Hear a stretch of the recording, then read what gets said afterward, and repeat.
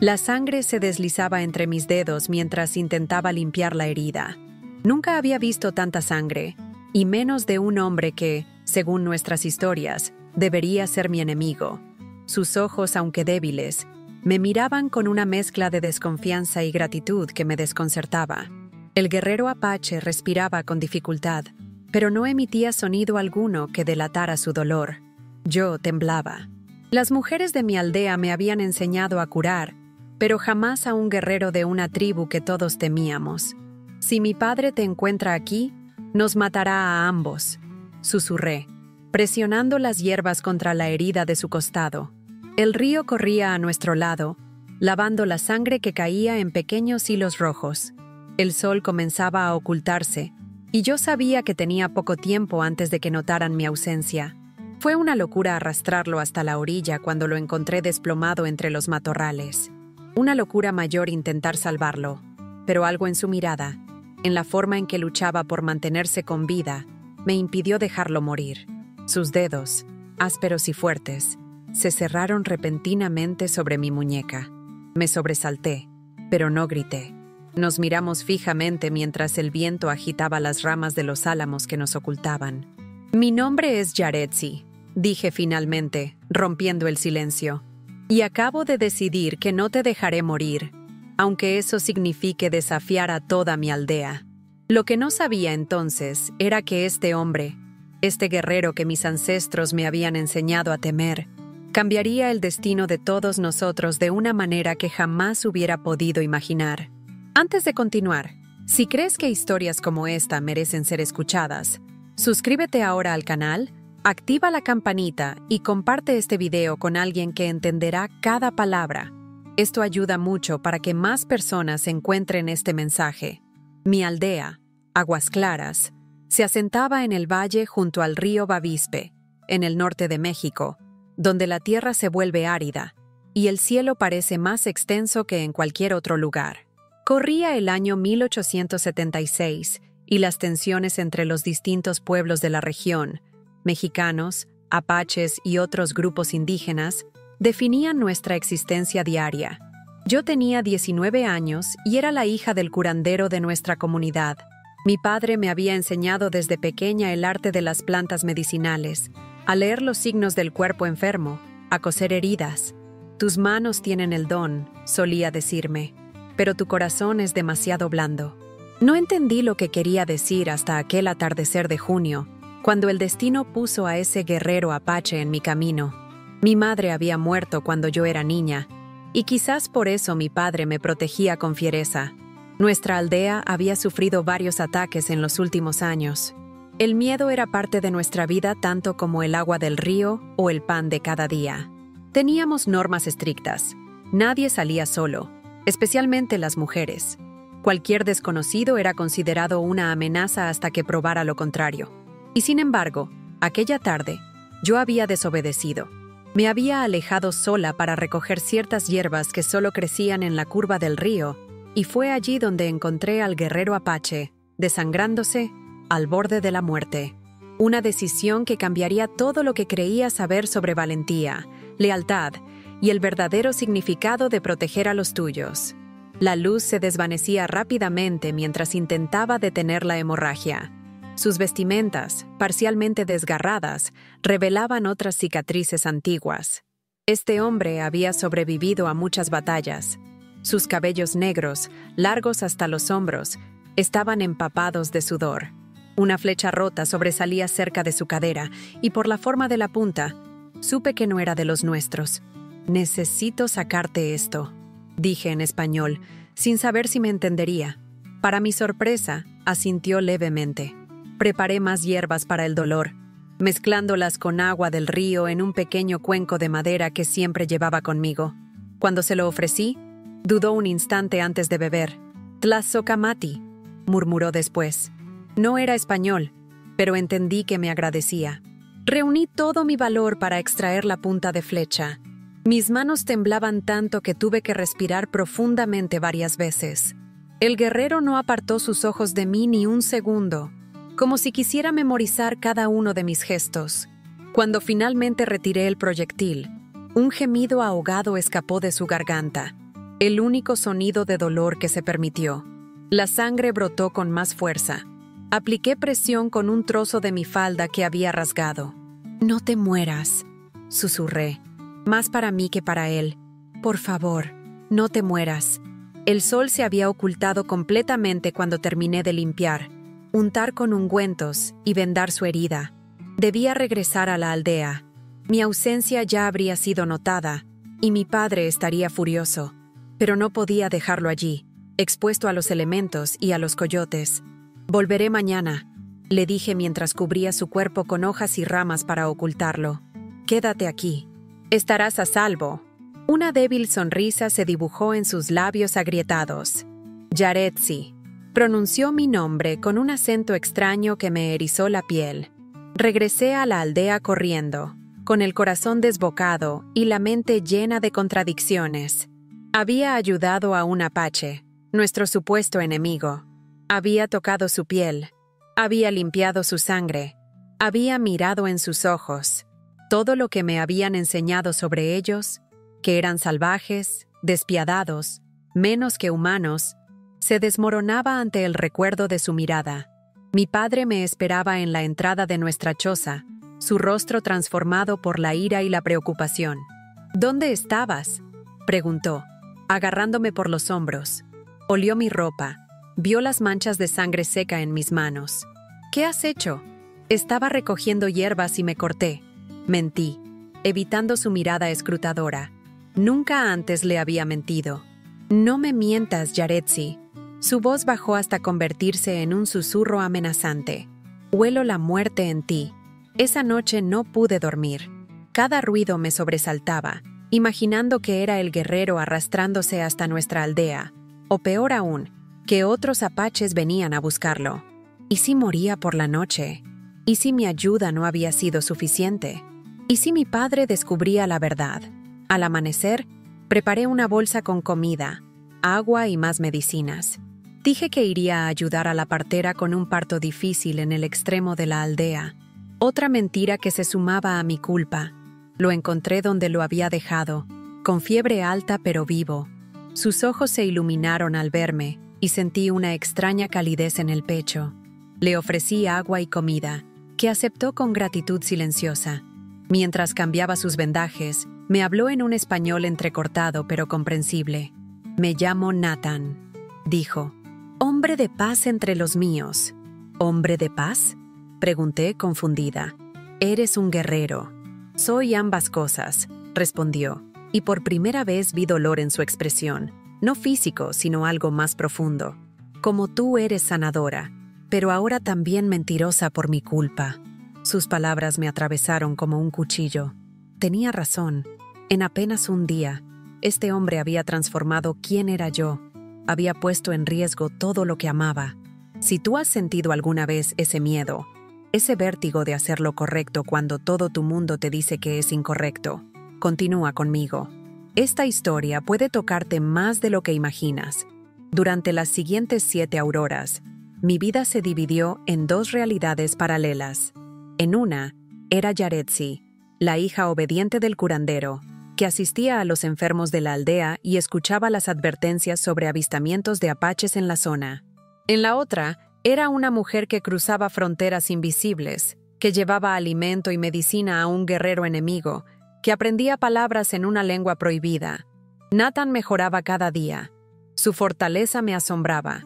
Lo que habría matado a cualquier hombre de mi aldea, él lo soportaba con una resistencia casi sobrenatural. Al tercer día ya podía sentarse sin ayuda. Al quinto, caminaba unos pasos apoyándose en un palo que le tallé. Al séptimo, me recibió de pie, erguido como un árbol joven que se niega a doblarse bajo la tormenta. «Tu medicina es fuerte», me dijo aquella mañana, mientras examinaba su herida que cicatrizaba limpiamente. «Las mujeres de tu pueblo deben ser respetadas por este don». «Las mujeres de mi pueblo son respetadas por dar hijos y cocinar», respondí con más amargura de la que pretendía. «Mi padre es quien recibe el respeto por las curaciones, aunque muchas veces sean mis manos las que las realicen». Nathan guardó silencio, observándome con esa intensidad que me hacía sentir completamente expuesta, como si pudiera ver cada pensamiento bajo mi piel. Entre mi gente, las sanadoras son sagradas, dijo finalmente. Cuando toca a un enfermo, una sanadora toca el futuro de toda la tribu. Sus palabras despertaron algo en mí, un anhelo que ni siquiera sabía que existía.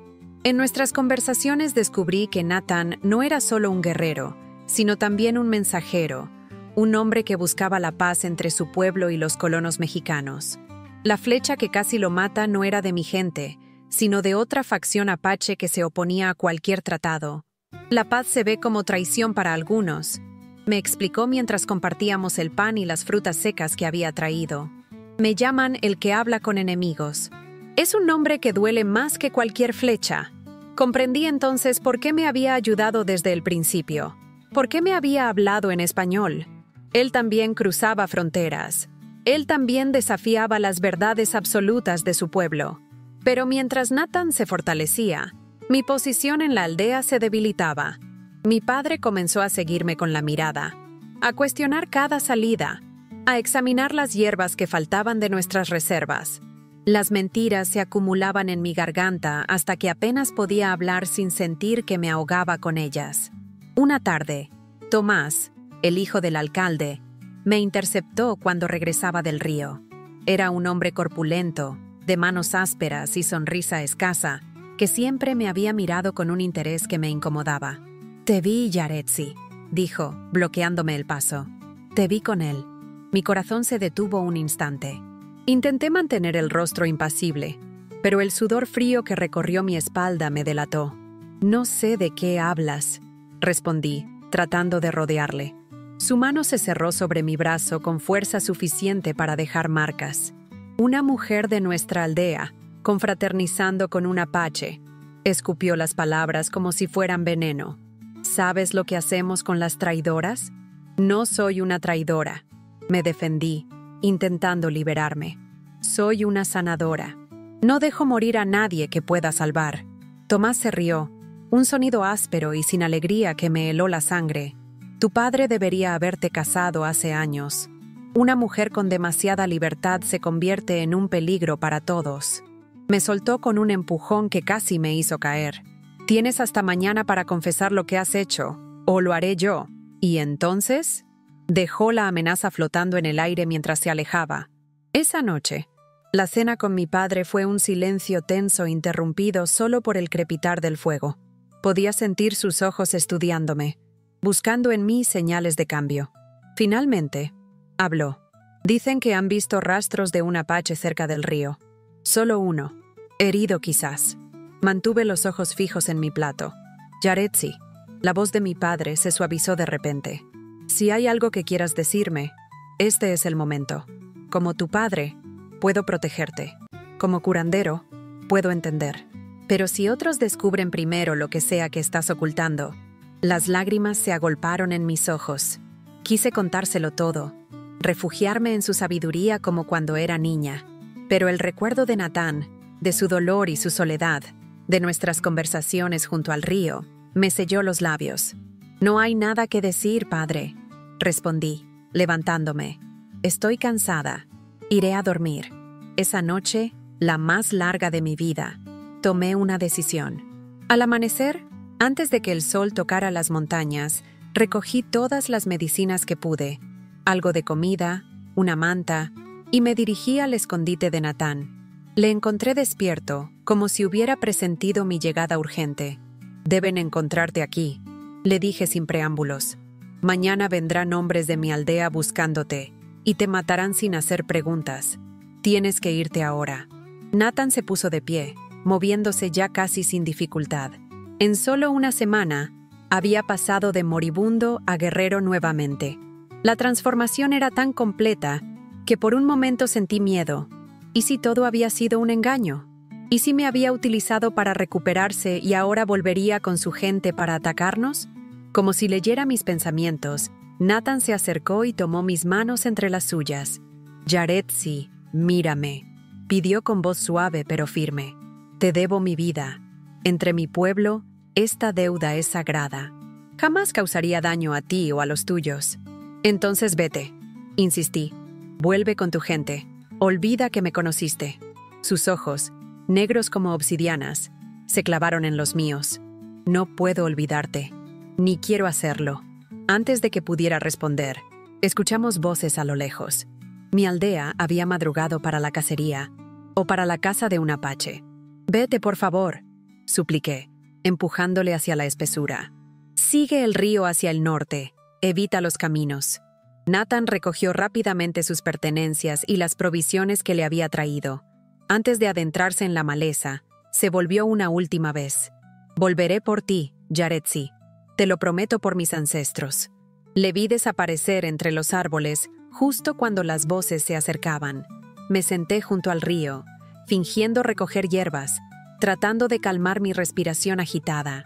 Minutos después, Tomás y 3 hombres más aparecieron, sus rostros duros bajo los sombreros de ala ancha. «¿Dónde está?», exigió Tomás, agarrando mi brazo con la misma brutalidad del día anterior. «¿Quién?», pregunté, fingiendo confusión. «No juegues conmigo», gruñó. «El apache. Tu padre nos lo ha contado todo». El mundo pareció detenerse. ¿Mi padre?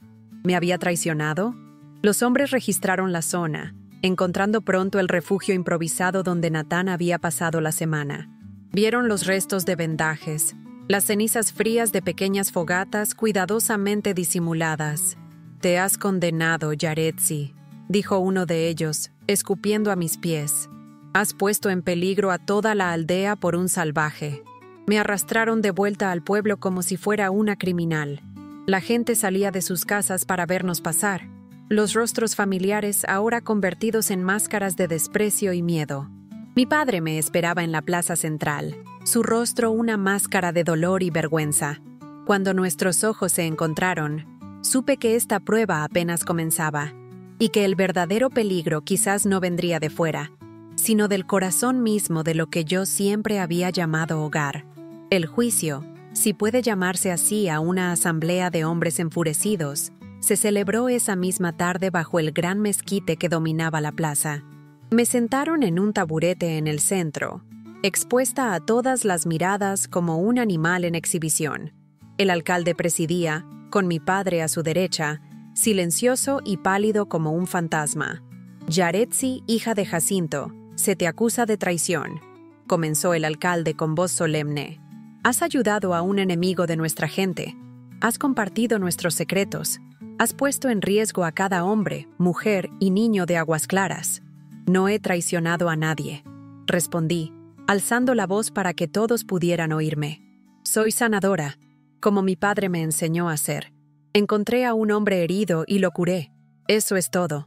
«No era un hombre», gritó alguien desde la multitud. «Era un apache». Un murmullo de aprobación recorrió la asamblea.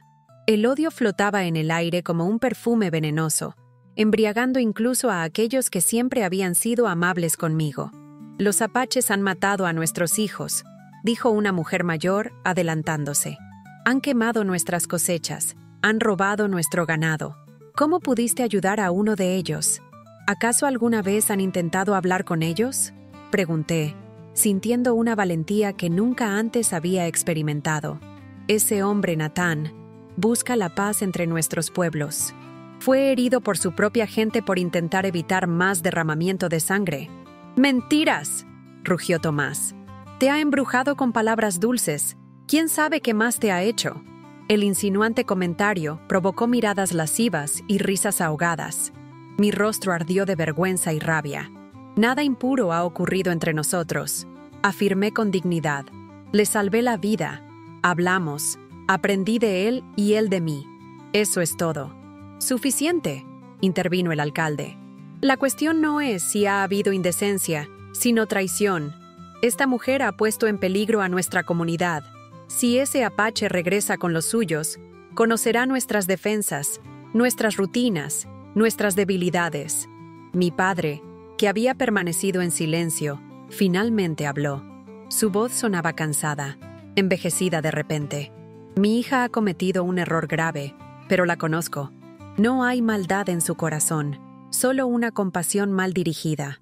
Se volvió hacia mí, con ojos que suplicaban comprensión. «Yaretsi, debes decirles dónde fue el apache, en qué dirección. Ayúdanos a proteger a tu gente». La decepción me atravesó como una lanza. Incluso mi padre, que me había enseñado a respetar toda vida, me pedía que traicionara a Natán. No lo sé. Mentí, sosteniendo su mirada. Se marchó antes de que pudiera verlo. Nuevos gritos de indignación estallaron. El alcalde golpeó una mesa para imponer silencio. Esta comunidad ha sobrevivido porque nos protegemos unos a otros, dijo. Quien no entienda eso, no pertenece aquí. La sentencia llegó como un golpe físico. Exilio. Debía abandonar Aguas Claras al amanecer siguiente, llevando solo lo que pudiera cargar. No podría regresar jamás bajo pena de muerte. Mi padre intentó interceder, ofreciendo vigilarme, responsabilizarse de mis actos, pero su voz se perdió en la determinación colectiva. La decisión estaba tomada. Esa noche, en nuestra choza, mi padre y yo nos enfrentamos en un silencio más elocuente que cualquier grito. Finalmente, mientras reunía mis escasas pertenencias, habló. «Podías haberme dicho la verdad desde el principio», murmuró. «Te habría ayudado». «¿De verdad?», pregunté, incrédula. «¿Habrías ayudado a un apache?». «Habría ayudado a mi hija», respondió, y vi lágrimas en sus ojos por primera vez desde la muerte de mi madre. «Ahora te perderé para siempre». «Me perdiste cuando elegiste el miedo sobre la compasión», repliqué, aunque cada palabra me dolía como si arrancara un pedazo de mi propio corazón. El amanecer llegó demasiado pronto. Toda la aldea se reunió para verme partir, algunos con tristeza genuina, otros con satisfacción apenas disimulada. Mi padre me entregó un pequeño fardo. «Medicinas», explicó brevemente. «¿Y esto?». Depositó en mi mano el amuleto de turquesa que había pertenecido a mi madre, lo único que quedaba de ella. No pude contener las lágrimas mientras lo ataba alrededor de mi cuello. «Que los espíritus te protejan, hija mía», susurró, abrazándome por última vez. Caminé sin mirar atrás, sabiendo que si lo hacía, podría desmoronarme. No tenía destino, solo la vaga idea de dirigirme hacia el norte, siguiendo el río como le había indicado a Natán. Quizás, en algún pueblo más grande, encontraría trabajo como curandera, o quizás moriría sola en el desierto, devorada por coyotes o muerta de sed. El sol ascendía implacable cuando escuché cascos de caballos a mi espalda. Temiendo que fueran hombres de mi aldea que hubieran cambiado de opinión sobre mi castigo, me oculté entre las rocas. Para mi sorpresa, era un solo jinete, y lo reconocí al instante. Natán cabalgaba un hermoso caballo pinto, vestía ropas diferentes y llevaba un rifle cruzado a la espalda. Se detuvo justo frente a mi escondite. «Sé que estás ahí, Yaretsi», dijo en voz alta. «Puedo sentir tu presencia como el ciervo siente al arroyo». Salí lentamente, incapaz de creer lo que veían mis ojos. «¿Cómo?», comencé a preguntar. «Te dije que volvería por ti», respondió simplemente, extendiendo su mano hacia mí. «Sube. Tenemos que regresar a tu aldea». «No puedo volver», expliqué aturdida. «Me han desterrado. Si regreso, me matarán». El rostro de Natán se ensombreció. «¿Te expulsaron por ayudarme?», asentí, tragando el nudo que se había formado en mi garganta. «Entonces tengo una deuda aún mayor contigo», dijo con gravedad. Desmontó y se acercó hasta quedar frente a mí. «Pero ahora no hay tiempo para hablar de eso. Tu aldea está en peligro». «¿Qué quieres decir?». Mientras regresaba a mi territorio, vi a un grupo de bandidos dirigiéndose hacia Aguas Claras. No son apaches ni mexicanos. Son desertores, hombres sin honor que solo buscan saquear y destruir. Y son muchos. El miedo me paralizó por un instante. Luego, la imagen de mi padre, de los niños con los que había crecido, de las mujeres que me habían enseñado a tejer y a cantar, inundó mi mente. «Debemos advertirles», dije, olvidando mi propio dolor. «Haremos más que eso», respondió Natán, con una determinación feroz en su mirada. «Mi pueblo tiene un dicho: quien salva una vida, se convierte en su guardián eterno. Tú salvaste la mía. Ahora yo protegeré a los tuyos». Cabalgamos a toda velocidad de regreso a Aguas Claras. A medida que nos acercábamos, el humo comenzó a ser visible. Llegamos demasiado tarde. El ataque había comenzado. Desde la colina que dominaba el pueblo, Vimos a los bandidos, al menos 20, saqueando las casas, arrastrando a las mujeres, golpeando a los hombres que intentaban resistirse. Mi aldea, tan orgullosa de su autosuficiencia, estaba siendo devastada. «Quédate aquí», ordenó Natán, preparando su rifle. «No», respondí con firmeza. «Son mi gente. Si tú vas a luchar por ellos, yo también». Una sonrisa de admiración iluminó brevemente su rostro. «Entonces escucha bien. Esto es lo que haremos». El plan era arriesgado pero brillante en su simplicidad. Natán se acercaría desde el este, haciendo tanto ruido como fuera posible, distrayendo a los bandidos. Yo entraría desde el oeste, reuniendo a los aldeanos en la iglesia de piedra, el único edificio que podría resistir un ataque prolongado. Cuando escuches 3 disparos seguidos, sabrás que es el momento de correr hacia la iglesia, explicó. Ni antes ni después, 3 disparos. Nos separamos con una última mirada que contenía todo lo que no había tiempo de decir. El miedo atenazaba mi garganta mientras me deslizaba entre los matorrales hacia la parte posterior del pueblo. Desde allí podía ver a algunas mujeres escondidas en el huerto comunal, aterrorizadas. Me acerqué sigilosamente.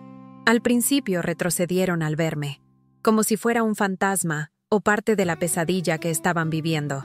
«Yaretsi», susurró María, una de mis amigas de infancia. «¿Qué haces aquí? Dijeron que te habían desterrado». «He vuelto para ayudar», respondí. «Escúchenme todas. Cuando escuchen 3 disparos seguidos, corran hacia la iglesia. Pasen la voz a quienes puedan, pero con discreción. Vidas dependen de ello». No tuve que esperar mucho. El grito de guerra apache de Natán resonó por todo el valle, seguido de disparos y gritos de confusión.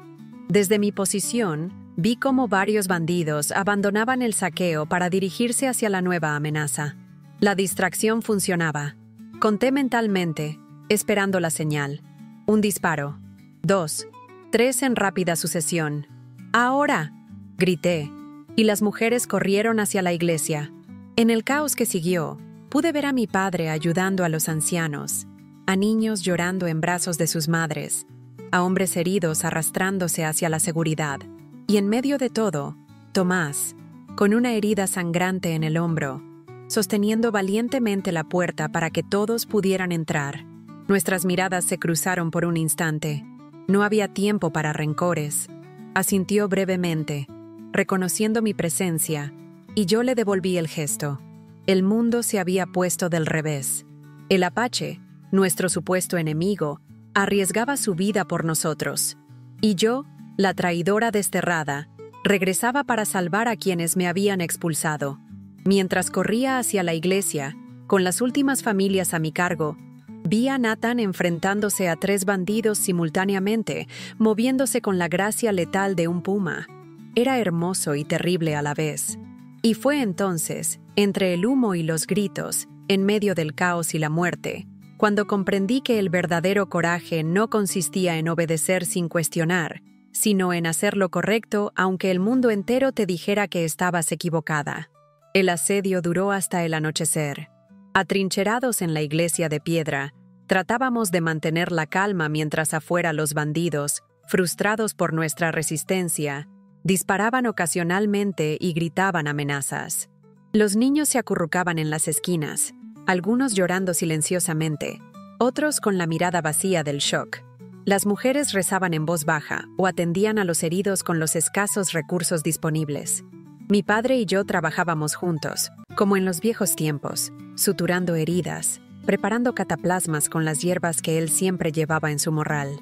No hablábamos más que lo necesario, pero en cada gesto, en cada mirada, había un reconocimiento mutuo, una reconciliación silenciosa. «Tienes buenas manos», murmuró mientras vendaba el brazo destrozado de un joven. «Siempre las tuviste». «Aprendí del mejor», respondí, y una leve sonrisa cruzó su rostro cansado. De Natán no sabíamos nada. La última vez que lo vi estaba luchando contra 3 hombres, y luego desapareció entre el humo y la confusión. Quería creer que estaba bien, que su astucia de guerrero lo mantendría con vida, pero el miedo se aferraba a mi corazón como una garra helada. A medianoche, Cuando el cansancio empezaba a vencer incluso a los más resistentes, escuchamos un silbido peculiar desde una de las ventanas altas. Me acerqué cautelosamente. En la penumbra, apenas iluminado por la luna menguante, reconocí la silueta de Natán. «Están reagrupándose para un ataque final al amanecer», susurró cuando logré abrir la pequeña ventana. «Son 12 ahora. He eliminado a 8. Su rostro mostraba cortes y magulladuras, y sostenía su brazo izquierdo de una forma que sugería una lesión más grave. Pero estaba vivo, y el alivio me inundó con tanta fuerza que casi me mareé. «Entra», le pedí, indicándole una puerta lateral poco visible. Negó con la cabeza. «Si entro, ellos sabrán dónde atacar. Necesito que todos los hombres capaces de luchar se preparen. Tengo un plan».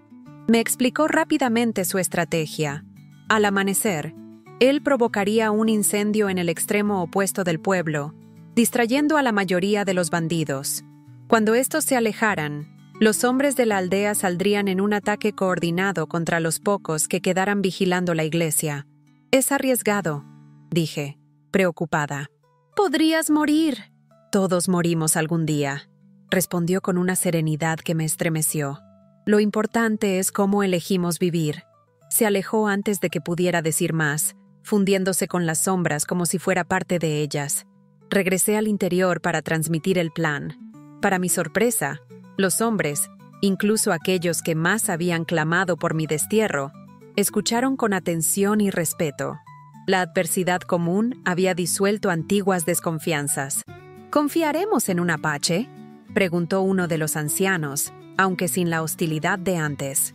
«Ese apache podría haberse marchado», respondió Tomás, sorprendiéndome. «Podría habernos dejado morir después de cómo tratamos a Yaretsi. Pero volvió. Está luchando por nosotros. Yo confiaré en él». Las horas hasta el amanecer transcurrieron con lentitud dolorosa.